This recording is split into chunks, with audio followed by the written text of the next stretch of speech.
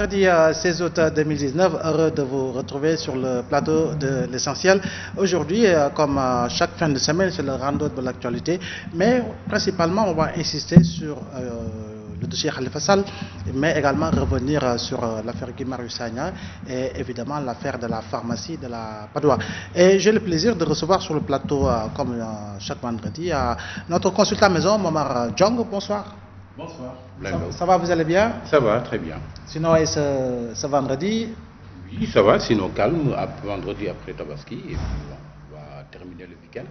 Et pour ceux qui avaient joué les prolongations après la Tabaski, je crois qu'ils vont vivre peut-être les derniers moments de farniente. Effectivement. Ils vont devoir reprendre les activités à partir de lundi. Effectivement, et vous avez parfaitement raison. À côté, j'aurais dû commencer par les dames, mais on est à l'heure de la parité, à l'heure du genre. C'est Yaya Ami Diop du mouvement des femmes khalifistes. Bonsoir, Madame Diop. Bonsoir, M. Mou. Ça va, vous allez bien? Ça va, merci. Ok, à côté, j'ai Mamoudou Gueye, qui est responsable à l'Alliance pour la République. C'est bien ça? C'est bien ça, M. Mbow. Ça va? Ça va bien, ça Tout va se passe bien? Merci, on ne se plaint pas. Tout en gris, Voilà. à côté du bleu Voilà. et du blanc.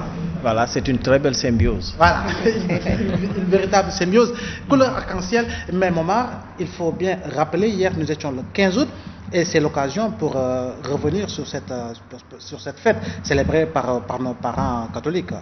Oui, permettez-moi d'abord de passer un salut amical à Maître Moustapha Ndiaye, notaire, à Madame Aïda Diawara Diagne et à Massiré Diallo, et ainsi qu'à tous leurs collaborateurs qui ne manquent jamais l'occasion de m'envoyer un joli message à chaque anniversaire, et comme ils l'ont encore fait le 9 août dernier.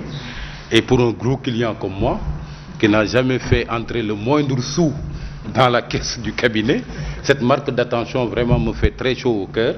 Et merci donc à Maître Moustapha Ndiaye ainsi qu'à tous ses collaborateurs. Alors, Maître, nous vous disons bonsoir. Et 15 août, c'était également le 75e anniversaire du débarquement de province. Tout à Il ne fait, faut de pas Normandie. oublier qu'il y a eu des milliers de tirailleurs sénégalais qui ont pris part à la Seconde Guerre mondiale. Tout à fait, tout à fait. Ça aussi, c'est quoi? C'est une date marquante, et on a vu la célébration qui a été faite notamment en France par le président Emmanuel Macron.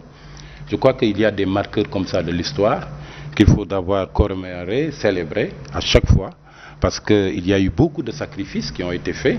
Et si l'humanité a connu de gros progrès, c'est parce qu'elle est passée aussi par ces étapes particulièrement difficiles. Étant entendu que pour beaucoup d'endroits de la planète, on a dû d'abord toucher le fond avant de rebondir. Et donc, c'est des marqueurs, je crois, de l'histoire qu'il faut savoir commémorer à chaque moment. Maintenant, pour ce qui est du 15 août, ça a été célébré par la communauté chrétienne, avec la tradition qu'on leur connaît, faite avec toute la solennité requise, mais avec aussi toute la ferveur religieuse qui accompagne une telle fête. Et donc, avec un peu de retard, nous souhaitons une bonne fête à nos amis de la communauté chrétienne. Alors, c'est bien entendu. Alors, Madame Yaya Ami Diop, vous n'avez pas pris le temps de vous reposer, vous les femmes khalifistes, hein, parce qu'aujourd'hui vous avez organisé un rassemblement, j'allais dire, devant la prison de Rebeuss, c'est bien cela? Exactement. Tout d'abord, je remercie tous les téléspectateurs qui sont en train de nous regarder, du Sénégal et surtout de la diaspora, parce que quand même je viens de Paris.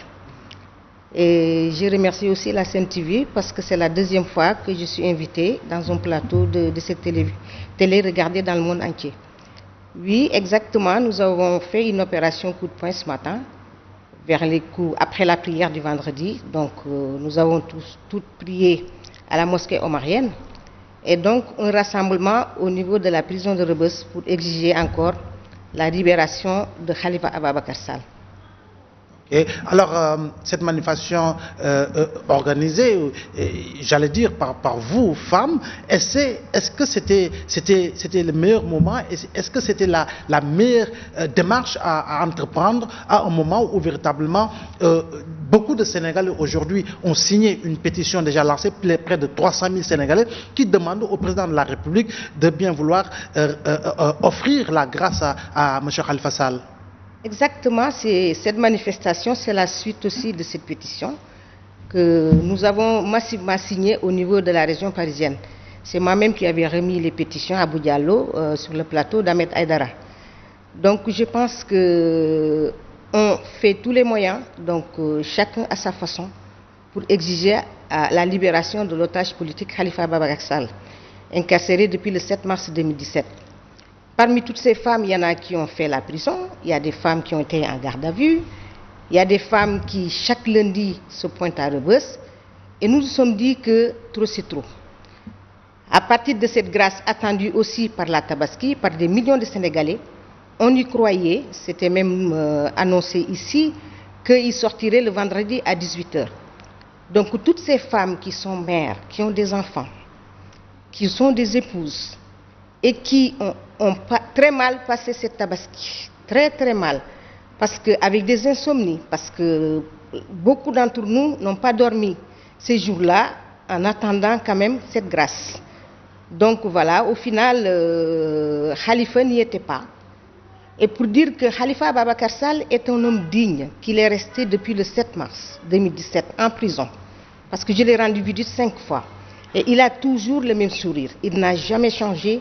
C'est quelqu'un, c'est nous qui venons à Rebeuss, on sent qu'on a des problèmes, mais lui, personne ne l'a vu montrer intérieurement ou extérieurement qu'il a des soucis.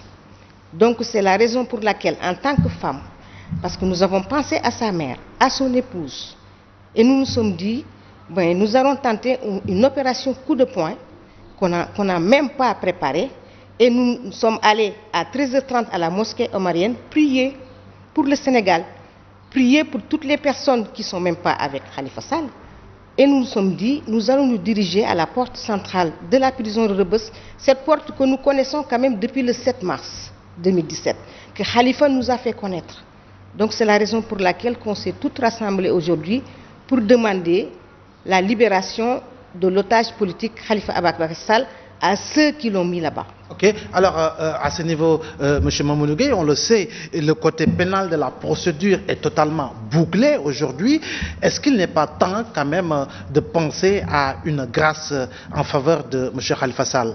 Merci beaucoup, M. Mbow. Déjà, permettez-moi de saluer tous les téléspectateurs et de aussi profiter de l'occasion pour vraiment souhaiter par anticipation ou bien de manière un peu en retard à la communauté catholique, parce que je suis des cours Sainte-Marie d'Anne, donc les souhaiter vraiment une bonne fête de 15 août d'Assomption.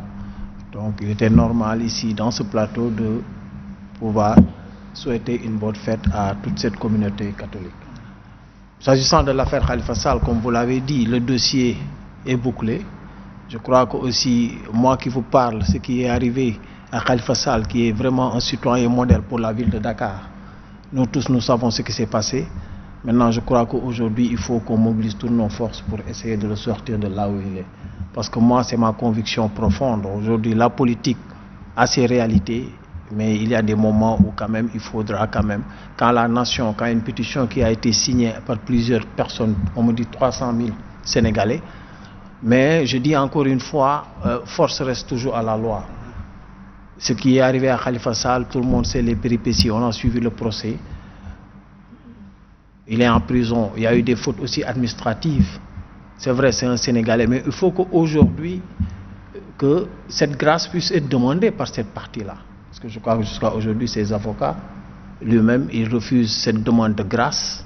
Il faut qu'aujourd'hui, comme ce que disait le maire de Dalifort, okay, il faut essayer de sortir Khalifa et éviter ces prévisions politiques. Mais est-ce qu'en réalité, il est normal, est-ce que la morale l'accepterait que la personne demande la grâce pour qu'elle lui soit accordée, quand on sait que le président de la République a gracié près de 426 personnes à la veille de la Tabaski. Oui, mais c'est toutes ces 426 personnes, est-ce qu'elles ont demandé... Mais c'est une obligation.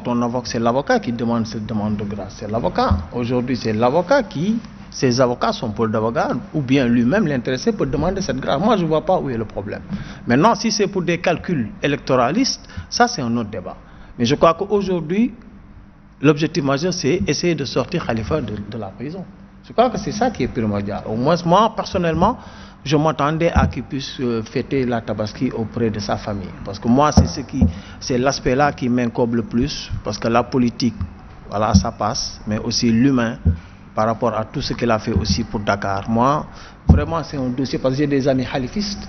Donc, je préfère que quand même qu'on puisse dépassionner carrément le débat. Ce qui se passe aujourd'hui. Dépassionner le débat, Momar Diong, on le sait, le président a le pouvoir discrétionnaire et selon l'article 47 de la Constitution, il a le pouvoir discrétionnaire de gracier qui il veut. Et je pense qu'il y a des informations qui nous sont parvenues et qui ont été relayées par la presse et qui font état de la demande par le président de la République d'une requête de grâce qui serait adressée à sa personne, soit par Khalifa Sall ou par ses avocats. Mais je pense que le président n'avait pas besoin de cette demande pour 3 raisons. La première raison, c'est que c'est lui-même qui, lors du lancement du dialogue national, a